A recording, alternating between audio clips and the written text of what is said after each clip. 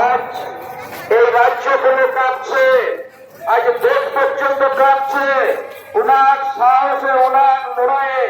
তাই এই আওয়াজটা কিন্তু দিল্লি পর্যন্ত পৌঁছানো দরকার আছে। তাই অজিত বাবুর নামে সবাইকে রাস্তার দিকে আওয়াজ পাচ্ছেন না আপনারা, জোরে বলুন, দু হাত তুলে বলুন অজিত বাবুর জিন্দাবাদ,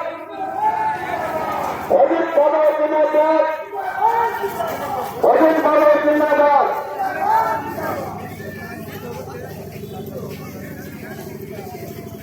আমরা আজকে এই সবাই ওনার বক্তব্য শুনবো, মূল্যবান কিছু কথা শুনবো। উনি যে দিশা দেখাবে কর্মী জনজাতির মুক্তির জন্য, আমরা সেগুলোকে গোবরার মতো মাঝেকে নিয়ে যাব। আপনারা আসলে মানুষের বাঙালি ধরা আছেন, পানি নিয়ে যাবেন, সেগুলোকে অক্ষরে অক্ষরে পালন করবেন। কর্মীর মুক্তি এই জনসভা থেকে আমরা কাছে চলেছি। কর্মীর মুক্তির জন্য লড়াই সংগ্রাম জারি থাকবে।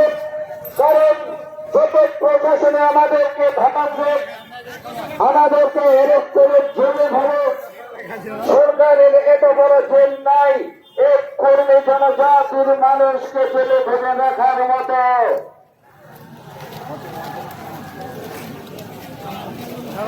তাই আজ এই রাজ্য কোনো কাঁপছে, আজ দেশ পর্যন্ত কাঁপছে ওনার সাহসে, ওনার লড়াইয়ে। তাই এই আওয়াজটা কিন্তু দিল্লি পর্যন্ত পৌঁছানো দরকার আছে। তাই অজিত বাবুর নামে সবাইকে রাস্তার দিকে আওয়াজ পাচ্ছেন না আপনারা, জোরে বলুন, দু হাত তুলে বলুন অজিত বাবুর জিন্দাবাদ, অজিত বাবুর জিন্দাবাদ, অজিত বাবুর জিন্দাবাদ।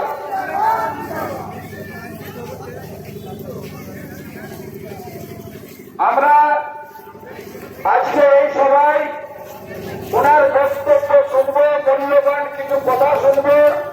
উনি যে দিশা দেখাবে কর্মী জনজাতির মুক্তির জন্য, আমরা সেগুলোকে গোবরার মতো মাঝেকে নিয়ে যাব। আপনারা আসলে মানুষের বাঙালি ধরা আছেন, পানি নিয়ে যাবেন, সেগুলোকে অক্ষরে অক্ষরে পালন করবেন।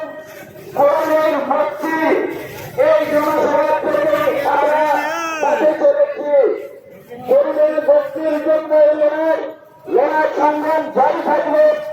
কারণ যত প্রশাসনে আমাদেরকে ধামাচ্ছে, আমাদেরকে এরেস্ট করে জেলে ভরে, সরকারের এত বড় জেল নাই এক কর্মী জনজাতির মানুষকে জেলে ভেবে রাখার মতো।